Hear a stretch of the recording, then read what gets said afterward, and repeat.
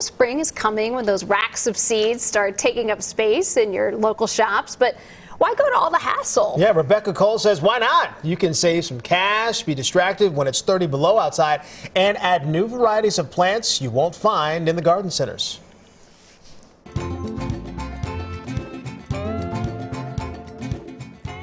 I know it's too early to think about spring, but I can't resist, so I totally have gone shopping and I'm ready to get my hands dirty indoors.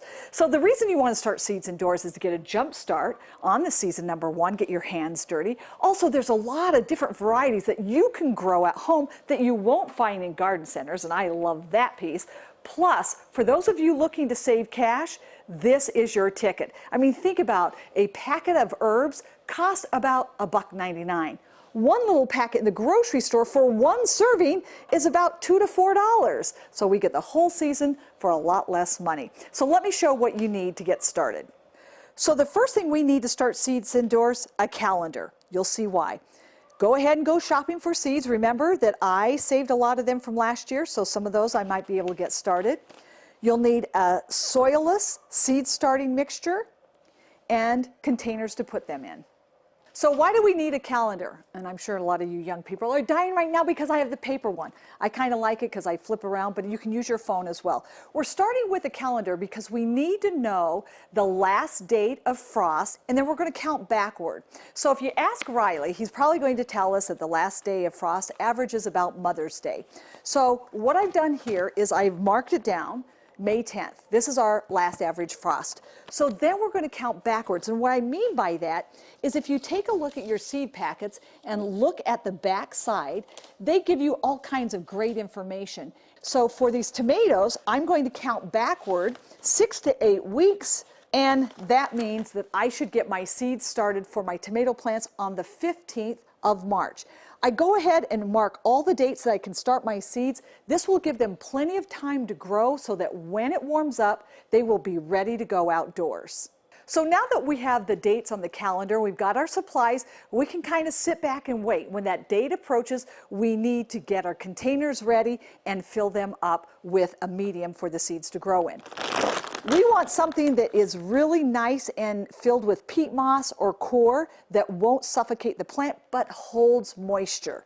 Before we place the soilless mixture into the flats, we want to make sure it's nice and moistened. And the reason for that, if you think of the medium as a sponge, it needs to be wet to do its job.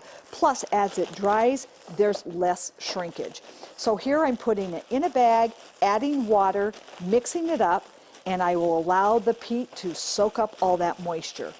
Now, after all the years that I have been planting seeds and starting them indoors, I know I have even been guilty of saying, oh, use your egg cartons. But here's what I will tell you about that. If you're a person that doesn't like to babysit constantly, then this is not the answer. And the problem is that it's so shallow, very little soil is in there, which means that the seedlings are going to dry out quickly.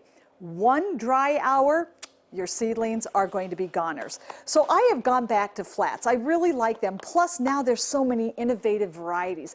This is one I really like. It comes with a reservoir, which means it's going to guarantee or at least buy me some insurance that my plants are going to be watered and hydrated.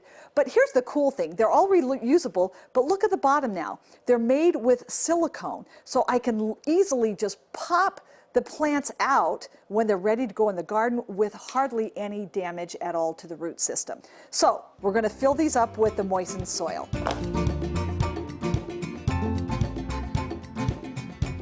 Okay, so this is what I'm going to plant. This is a chocolate cherry tomato. I don't know, I love chocolate, I love tomatoes. That's a variety I've never had before, so that's what we're going to start with.